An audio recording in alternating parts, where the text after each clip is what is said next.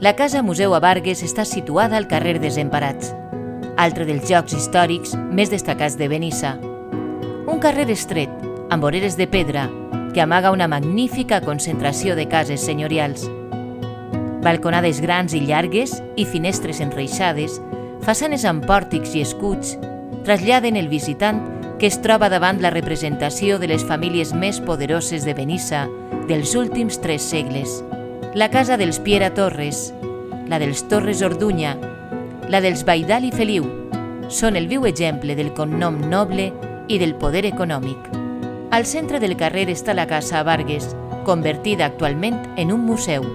Construïda al segle XVI i restaurada posteriorment, conserva en la façana principal una rèplica fidel de l'escut original de la família, amb les seues 2 abarques, un tipus de sabata que dona nom a la saga.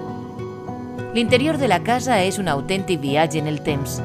Grans espais comuns s'obrin en diverses plantes on es mostren salons privats, habitacions, cuines, menjadors, grans escales nobles, les quadres, les estances del servei i la capella privada de la família. Es conserven molts mobles originals, sobretot de principis del segle XX, amb nombrosos detalls decoratius per tots els racons.